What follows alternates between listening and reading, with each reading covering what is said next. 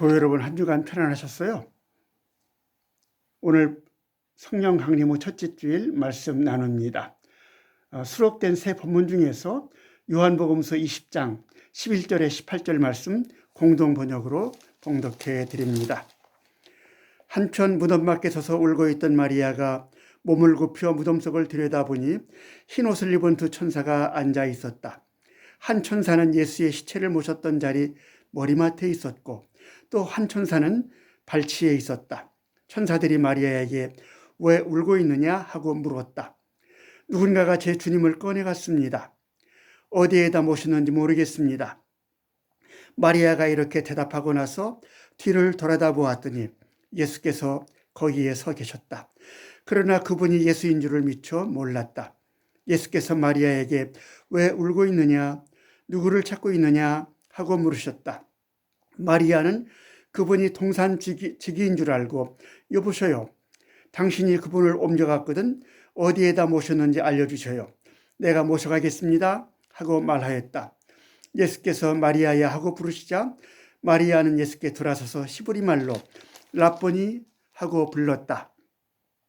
이 말은 선생님이여 라는 뜻이다. 예수께서는 마리아에게 내가 아직 아버지께 올라가지 않았으니 나를 붙잡지 말고 어서 내 형제들을 찾아가거라. 그리고 나는 내 아버지이며 너희의 아버지 곧 하나님이며 너희의 하나님이신 분께 올라간다고 전하여라 하고 일러주셨다. 막달라 여자 마리아는 제자들에게 가서 자기가 무덤을 만나뵌 일과 주님을 만나뵌 일과 주님께서 자기에게 일러주신 말씀을 전하였다.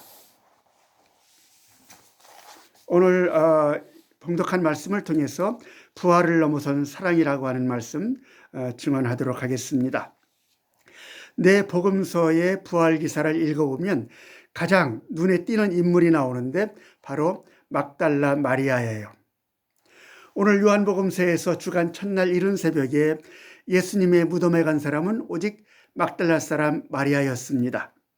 뒤이어 시몬 베드로와 예수께서 사랑하시던 제자와 다른 제자들도 마리아가 전해준 빈 무덤 소식을 듣고 무덤에 갔습니다. 그러나 저들은 예수께서 사흘 만에 다시 살아나셨다고 한 말을 믿지 못하고 돌아갔습니다. 그렇지만 막달라 사람 마리아는 계속 무덤에 머물러서 예수의 시신을 찾았고 그런 그녀에게 처음으로 부활하신 주님이 나타나셨습니다. 막달라 마리아는 부활하신 예수님을 만난 첫 사람이 된 것입니다. 마가복음서 16장 1절에서 10절에서는 막달라 마리아와 야고보의 어머님 마리아 그리고 살로메 이 세 여인이 예수의 시신에 발라드리려고 향료를 사서 무덤에 갔습니다. 무덤 문은 굴려져 있었고 그 무덤 안에 있는 어떤 흰옷 입은 사람이 예수께서는 부활하셔서 여기 무덤에는 없으며 부활하신 예수께서 먼저 갈릴리로 가셨으니 제자들과 베드로에게 갈릴리로 가서 만나라는 이야기를 듣고 여인들은 떨기만 했습니다. 여기서 원마가는 끝이 나는데 후에 첨가된 부분에서는 여인들이 벌벌 떨었다는 이야기 바로 직후에 예수께서 막달라 마리아에게만 처음으로 나타나셨다고 되어 있습니다. 가장 이른 시기에 기록된 마가복음서에서도 막달라 마리아가 처음으로 부활하신 예수를 만나고 있습니다. 마태복음서에서는 막달라 마리아와 다른 마리아가 무덤을 보러 갔어요. 거기서 하늘에서 내려온 천사를 만납니다. 이 천사의 모습은 번개와 같았고 그의 옷은 눈과 같이 휘어서 무덤을 지키던 사람들은 무서워서 죽은 사람들처럼 되었습니다. 이들은 지난 시간에 나눈 대로 대제사장들과 바리새파 사람들이 예수가 사흘 만에 부활한다고 했으니 그동안 무덤을 단단히 지켜달라고 빌라도에게 부탁해서 빌라도가 무덤에다가 경비병을 세우는데 바로 그 경비병들입니다. 여인들은 천사가 말해준 빈 무덤과 예수께서 먼저 갈릴리로 가셨다는 소식을 전하려고 제자들에게 가다가 부활하신 주님을 만나는 것으로 되어 있습니다. 역시 다른 마리아와 함께 막달라 마리아가 부활하신 주님을 만난 첫사람입니다.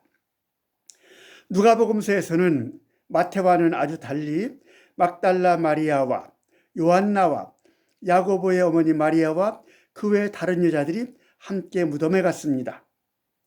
거기서 천사로부터 예수께서 죽은 지 사흘 만에 부활하겠다는 생전에 말씀하신 것을 기억하라는 말을 듣고 제자들에게 전했을 뿐 여인들은 부활하신 주님을 만나지는 못했습니다.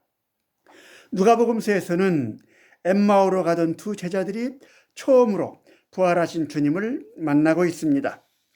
이렇게 누가복음서를 제외하면 막달라 마리아는 나머지 세 복음서에서 부활하신 주님을 만난 첫 번째 사람입니다. 몹시 궁금하죠? 도대체 이 막달라 마리아가 누구이기에 이런 영예를 입었을까? 부활하신 주님을 맨 먼저 만난 이 마리아는 어떤 인물일까? 막달라 마리아가 누구인지를 아는 것 자체가 흥미롭고 굉장히 교훈적입니다.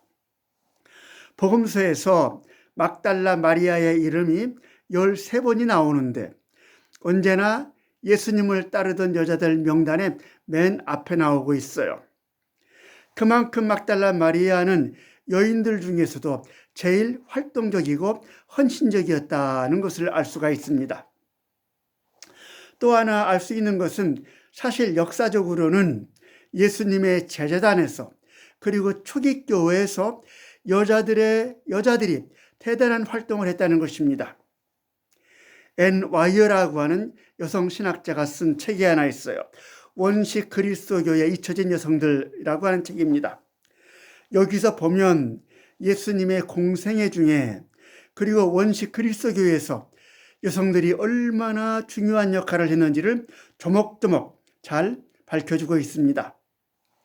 그럼에도 시간이 흐르면서 남성들이 예수님의 활동과 초기 교회에서 여성들이 활발하게 활동하는 흔적들을 지워내고 예수 운동과 교회를 남성 제자들의 운동으로 철저히 바꾸어 놓았다는 것입니다. 도리어 여성은 교회에서 조용히 해라, 너울을 써라 하면서 바울은 교회에서 여성을 부정적인 역할을 하는 그런 이미지로 폄하하고 있습니다. 아무리 여성 제자들과 여성 교회 지도자들의 흔적을 지웠지만은 특히 누가복음서를 보면 여인들은 재산을 다 팔아서 예수님을 따라다니며 섬겼고 예수님이 순환을 받을 때 남자 제자들은 다 도망갔지만은 여인들이 예수님의 십자가 현장에 마지막까지 있었습니다. 그리고 복음서들은 모두 예수님의 무덤을 찾은 것도 여자들이고 부활하신 주님을 처음 만난 사람들도 여자들이라고 증언합니다. 여성을 폄하하고 교회 활동을 제약한 사도 바울도 그의 서신들에서 여러 유력한 여성 교회 지도자들을 언급하며 안부를 전하고 있습니다. 아무리 남성들이 예수의 행적과 초대교회에서 여성의 지도력을 지우려고 해도 이렇게 엄연한 것들을 다 지울 수가 없었던 것입니다. 복음서 외의 자료에서는 막달라 마리아의 큰 위상을 알리는 문헌들이 여럿 있습니다. 1945년 이집트의 나그 한마디 마을 근처에서 아주 대량으로 초기 그리스도교 문헌들이 발견돼 가지고 성사학계와 고고학계를 발칵 뒤집어 놓았습니다. 이들 문서 중에는 예수님의 말씀 모음집 어록인 큐 자료처럼 주 50년경 무렵에 기록된 도마 복음서도 있지만은 대부분은 영지주의 문서입니다. 때문에 경전이 될 수는 없습니다. 그러나 복음서에 없는 역사적 정황들이나 그 당시에 영지주의 이단 신앙들을 들여다볼 수 있는 아주 귀중한 것들입니다.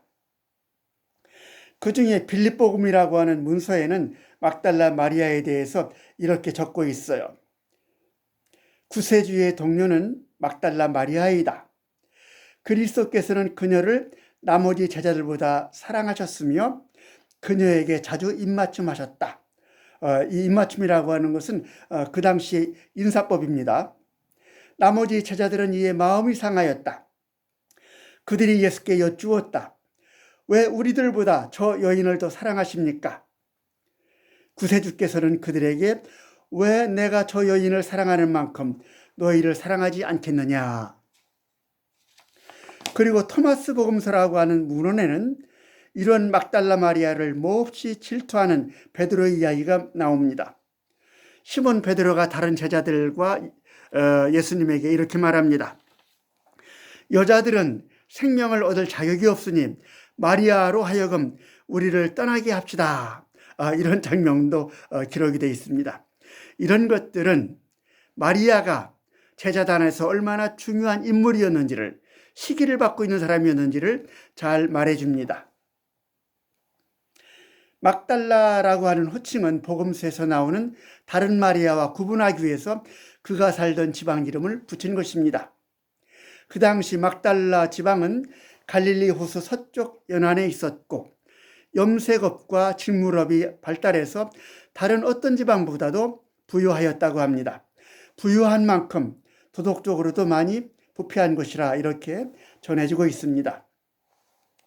이런 곳에 살던 이 막달라 마리아는 전에 7 귀신이 들렸던 여자였다 이렇게 말하고 있습니다. 마가복음 16장 9절에서 그렇게 말하고 있어요. 흔히들 막달라 마리아를 가늠한 현장에 붙들려와서 돌에 맞아 죽을 위험에 처했을 때 예수님의 지혜로운 한마디 말로 살아난 여인이거나 요한복음 8장 1절부터 11절에 있죠. 예수님의 순환을 준비하며 그 발에 비싼 향유를 붓고 자신의 머리카락으로 닦아드린 여인, 이것은 요한복음서 12장 1절에서 8절에 나와 있습니다. 이런 여인으로 생각합니다. 그러나 복음서에서 확인할 수 있는 것은 막달라 마리아는 7 귀신이 들렸으나 예수님으로부터 고침을 받았으며 예수님의 활동을 물질로 섬겼으며 누가복음 8장 1절부터 3절, 예수께서 십자가에 달리실 때 바로 그 곁에서 십자가에 달린 예수님을 마지막까지 바라보았습니다. 요한복음서 19장 25절, 그리고 오늘 요한복음서와 그리고 마가복음서와 마태복음서에서 이 막달라 마리아가 부활하신 예수님을 처음으로 만나고 있습니다. 막달라 마리아가 매춘부였다고 하는 전설이 그리스도교 초기부터 전 역사 속에서 계속 있어 왔습니다. 여권주의자들은 이것은 고대교회가 조작한 것이기 때문에 막달라 마리아의 지위를 복권해야 한다고 주장합니다. 예수의 든든한 후원자여 으뜸 제자였으며 최초로 예수의 부활을 지켜본 증인인 막달라 여자 마리아가 창녀의 오명을 쓰게 된 데에는 그녀가 남성 중심적인 그리스도교에게 중대한 위협이 됐기 때문이라고 하는 것입니다. 가톨릭에서는 591년에 그레고리 1세가 누가복음서에 나오는 예수께서 용서하신 행실이 나쁜 죄 지은 여자, 누가복음 7장 36절에서 50절에 나오는데요. 바로 이 여자를 창녀로 해석하고 이 창녀가 바로 막달라 마리아였다고 설교하면서 막달라 마리아를 창녀로 오해하게 됐습니다. 그 일에 무려 1400년 가까이 막달라 마리아는 매춘부로 낙인이 찍혀오다가 1988년 교황 요한 바오로 2세가 막달라 마리아를 사도들의 사도로 복권시켰습니다. 오늘날에도 막달라 마리아는 여러모로 혹해되고 있습니다. 댄 브라운 같은 소설가는 다빈치 코드라고 하는 소설에서 마리아는 예수의 연인을 넘어서 결혼한 부인이라 이렇게 주장하고 있습니다. 그리고 그가 낳은 자식이 있는데 그리스도의 후손이 오늘날까지도 살아남아서 은밀히 혈통을 이어가고 있다 이렇게 말하고 있습니다. 놀라운 것은 이것을 그럴듯하게 여기거나 사실로 여기는 그리스도인들도 상당히 있다는 사실입니다. 그러나 이런 현대 주장들은 상업적인 흥미를 유발하려는 소설가들의 공상의 산물입니다. 역사적 사실은 결코 아닙니다. 세례자 요한도 예수님도 사도 바울도 결혼하지 않았습니다. 이 당시에 에세네 공동체의 독신 수도들처럼 독신 수도를 하는 그런 경우도 흔히 있었습니다. 드물지가 않았습니다. 그리고 예수님 주변에는 많은 여인들이 늘 따라다니며 예수님을 정성껏 섬겼는데 그 중에 중요한 인물이 바로 막달라 마리아였다는 것, 이것이 역사적 사실입니다. 복음서에 없는 내용을 상상하여 성서를 해석하는 것, 이것이야말로 가장 위험한 일입니다. 이제 오늘 봉독한 요한복음서에 묘사된 막달라 마리아를 천천히 읽어가면서 요한복음서가 증언하는 독특한 부활 체험과 그 신앙을 찾아봅니다. 먼저 결론부터 이야기하자면 예수께서 막달라 마리아에게 먼저 나타난 것을 요한복음서는 부활에 대한 증언이 아니라 막달라 마리아의 예수를 향한 아름답고 깊은 사랑의 이야기로 전해주고 있습니다. 이 막달라 마리아의 뜨겁고 깊은 예수 사랑이 부활하신 예수를 만나게 했다는 것을 요한복음서는 종교적 교설이 아니라 문학으로 전하고 있는 것입니다. 때문에 짤막한 단 몇 구절에 불과하지만은 이 이야기를 하나님은 깊은 사랑 안에서 나타나신다고 하는 위대한 종교적 가르침과 그 아름다운 체험에 대한 위대한 종교 문학으로 읽게 되는 것입니다. 이런 정도의 전 이해를 가지고 설명이나 해설 없이 오늘 본문을 그대로 다시 한번 읽어봅니다. 안식일 다음 날 이른 새벽의 일이었다. 아직 어두울 때에 막달라 여자 마리아가 무덤에 가보니 무덤을 막았던 돌이 이미 치워져 있었다. 그래서 그 여자는 다람질하여 시몬 베드로와 예수께서 사랑하시던 다른 제자에게 가서 누군가가 주님을 무덤에서 꺼내갔습니다. 어디에다 모셨는지 모르겠습니다. 하고 일러 주었다. 이 말을 듣고 베드로와 다른 제자는 곧 떠나 무덤으로 향하였다. 두 사람이 같이 다람쥐를 쳐갔지만 다른 제자가 베드로보다 더 빨리 달려가 먼저 무덤에 다다랐다. 그는 몸을 굽혀 수의가 흩어져 있는 것을 보았으나 그 안에 들어가지는 않았다. 곧 뒤따라온 시몬 베드로가 무덤 안에 들어가 그도 역시 수의가 흩어져 있는 것을 보았는데 예수의 머리를 싸맸던 수건은 수의와 함께 흩어져 있지 않고 따로 한 곳에 잘 개켜져 있었다. 그제서야 무덤 안에 먼저 다른 제자도 들어가서 보고 믿었다. 그들은 그때까지 또 예수께서 죽었다가 반드시 살아날 것이라는 성서의 말씀을 깨닫지 못하고 있었던 것이다. 두 제자는 숙소로 다시 돌아갔다. 한편 무덤 밖에 서서 울고 있던 마리아가 몸을 굽혀 무덤 속을 들여다보니 흰옷을 입은 두 천사가 앉아 있었다. 한 천사는 예수의 시체를 모셨던 자리 머리맡에 있었고 또 한 천사는 발치에 있었다. 천사들이 마리아에게 왜 울고 있느냐 하고 물었다. 누군가가 제 주님을 꺼내갔습니다.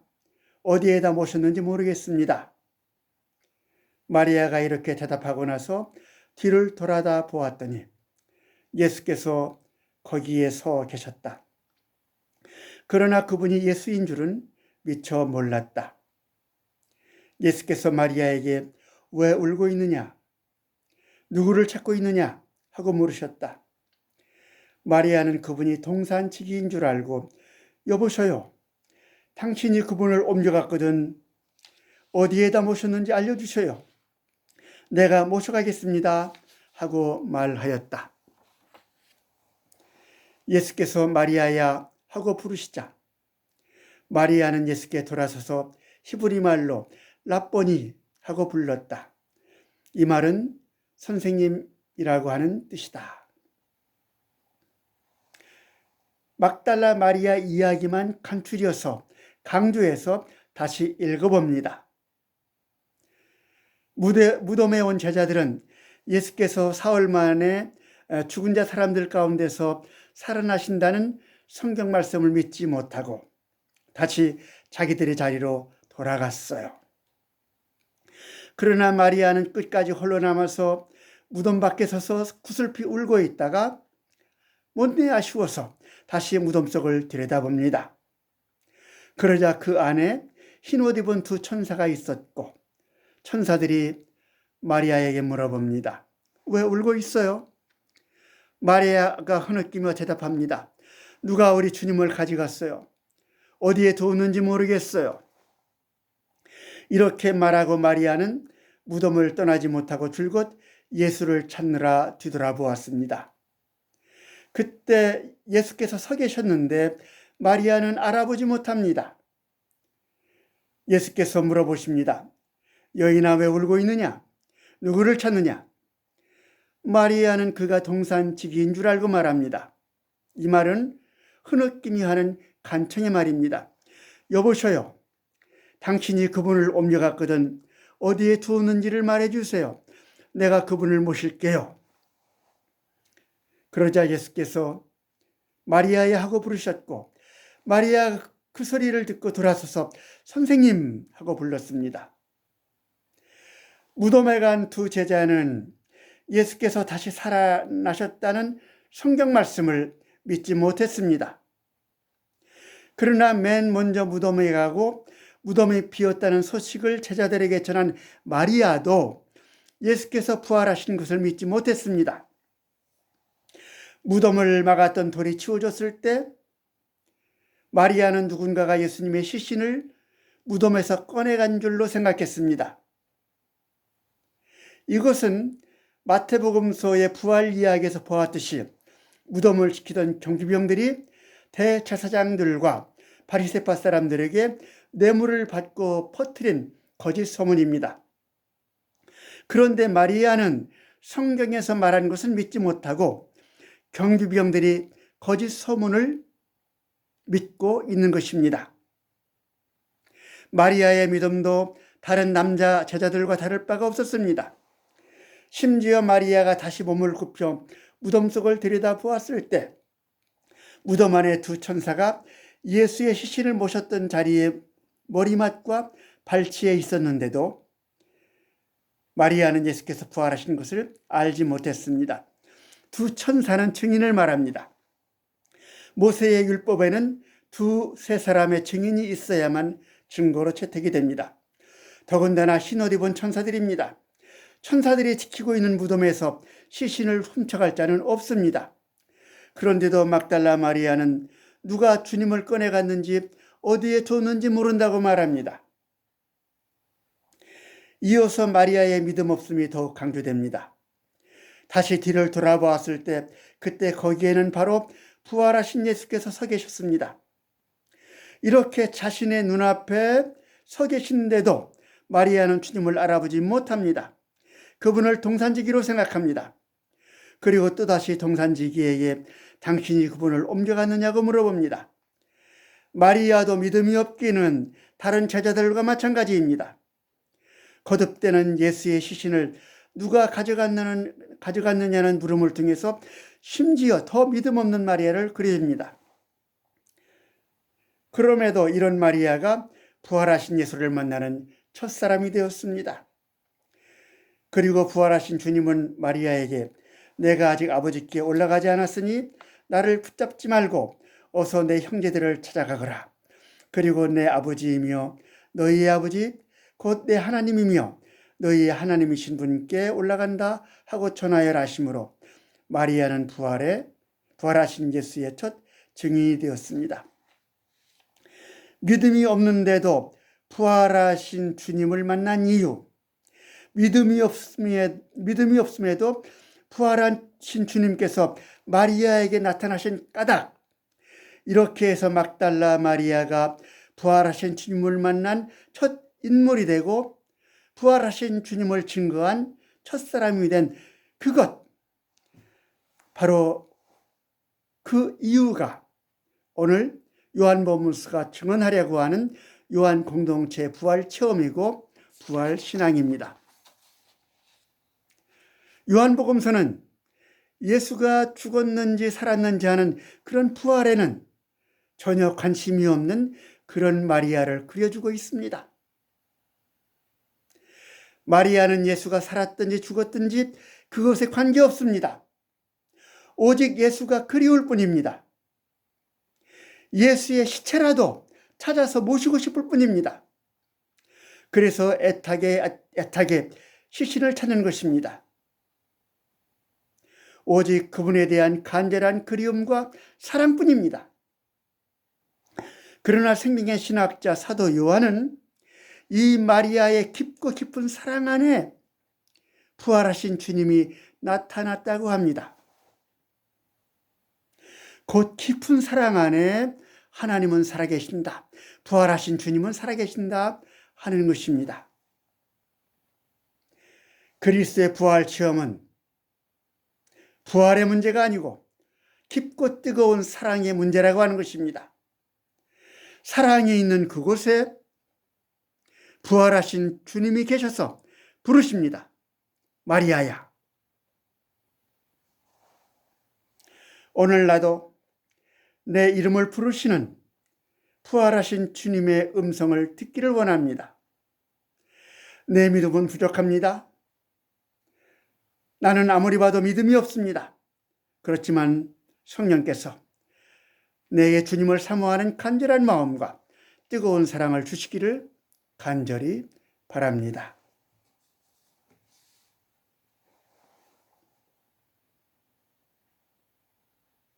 주 하나님, 마리아의 그 깊은 주님을 향한 사랑을 담게 하옵소서. 우리의 믿음이 그리 넉넉치가 못합니다. 여전히 우리는 주님을 믿지 못하고 의심합니다.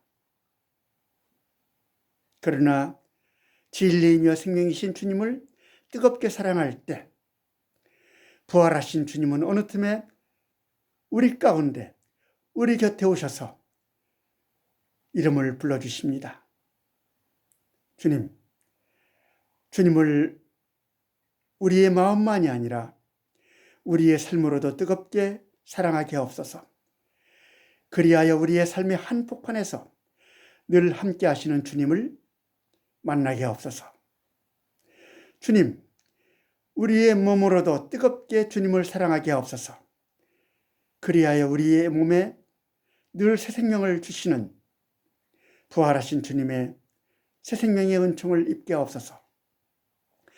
예수 그리스도의 은혜와 하나님의 사랑과 성령이 함께 하심이 오늘 주님을 향한 뜨거운 사랑의 마음을 간직한 우리 모두에게 늘 함께 하시기를 간절히 축원하옵나이다. 아멘. 한 주간도 평안하고 건강하게 지나시기 바랍니다.